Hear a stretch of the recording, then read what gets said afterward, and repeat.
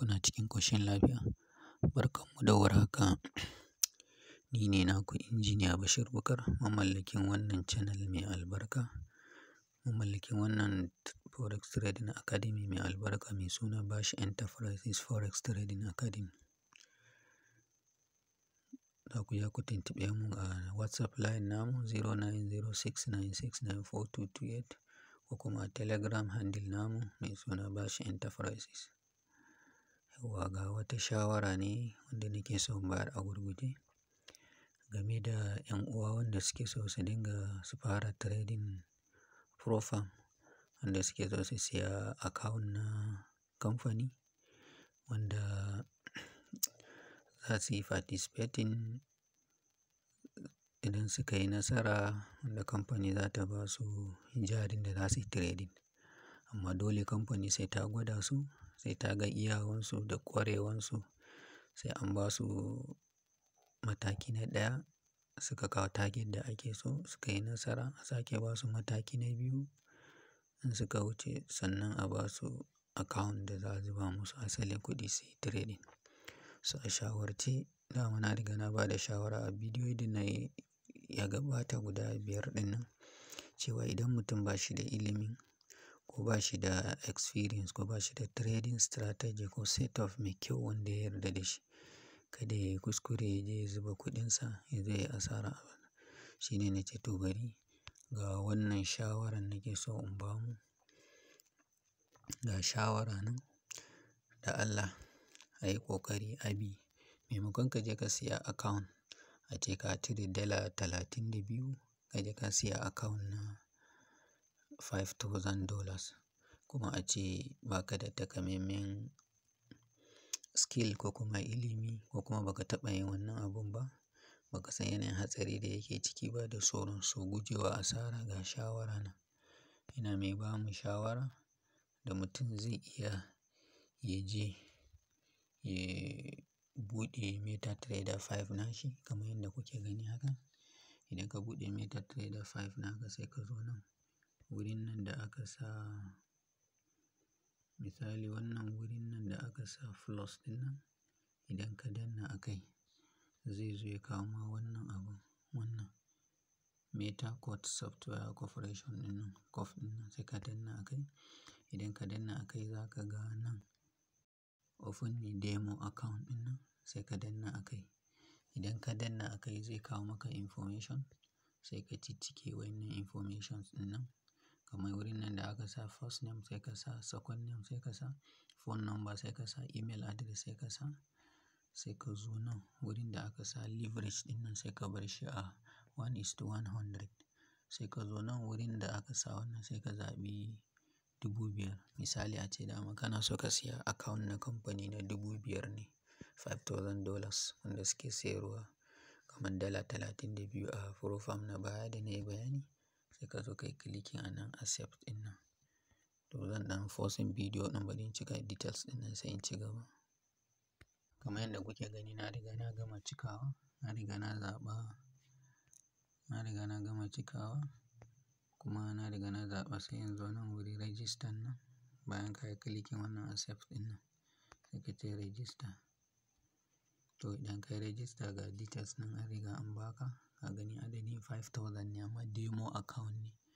Ga login account, ga password da sauran su sai ka kofa details ɗin nan.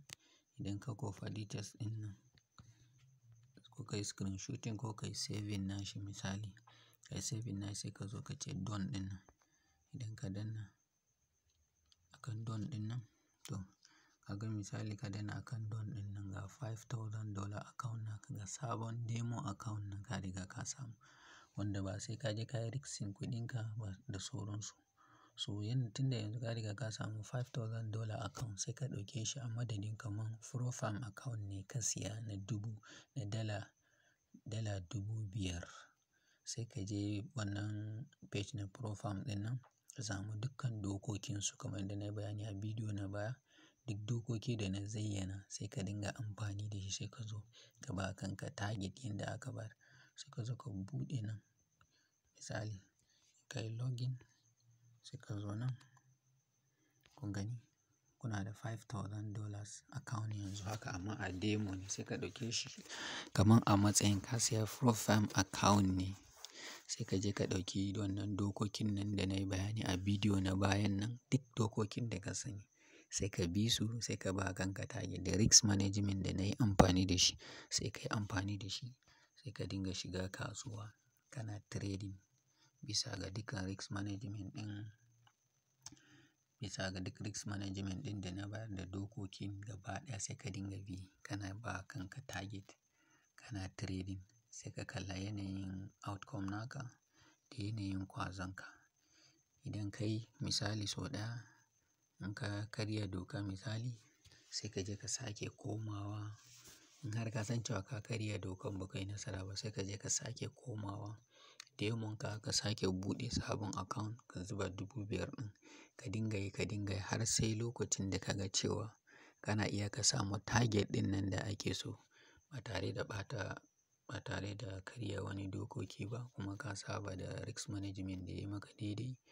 Ka saba da dokokinsu da sauransu. Ko da sau 10 ne za ka yi ta yi, za ka yi ta yi, za ka yi ta yi, ka yi ta yi har sai ka samu target ɗin da kake. In ma ka samu target ɗin sai ka dinga, sai ka ajiye ka sake buɗe wani account ka yi ka samu target ɗin. Aƙalla ka yi kamar sau 5 in ka kalla ka saba da shi. Ka yi nasara ka samu abin da ake so to sannan ka yarda da kanka, ka yarda da system naka, ka yarda da strategy ka da risk management naka to sai ka je ka yi tunanin ko za ka siya account ɗin ka cire kuɗinka ka siya sai ka ɗaura daga inda aka tsaya. Wannan shawara ne maimakon mutum ya je ya ɗau kuɗinsa gominsa misali ya je ya siya account kuma ba tare da yana da experience ko yana da ilimi ko yana da strategy mai kyau kuma kasancewa bai taɓa yi ba. Akwai emotion, abin da muke kiranshi emotion. Duk abin da ya shafi kuɗi akwai wani ɗan tsoro-tsoron cewa kada ka rasa wannan kuɗin da su fargaba da sauran tunanin cewa ya zan yi in yi nasara da wuri ko wani abu duk yana iya ya kawo matsala. So amma kana da experience ɗin, ka yi a baya, ka taɓa yi ko kuma ka jarraba to hakan in Allah ya yarda hatsarin zai ɗan ragu. Shi ne shawarar da nake son ba ku. Kada ku manta ni ne naku Engineer Bashir Bukar mamallakin wannan trading academy mai suna Bash Enterprises Forex Trading Academy. Za ku iya ku tuntuɓe ni a WhatsApp number nawa, a WhatsApp line nawa 0906969428 ko kuma a Bash Enterprises Telegram wannan. Allah kada a manta ai mana like, ai mana sharing, ai mana comment saboda mu ji daɗin kawo muku duk wani abun da zai amfane ku, shawarwari da sauransu.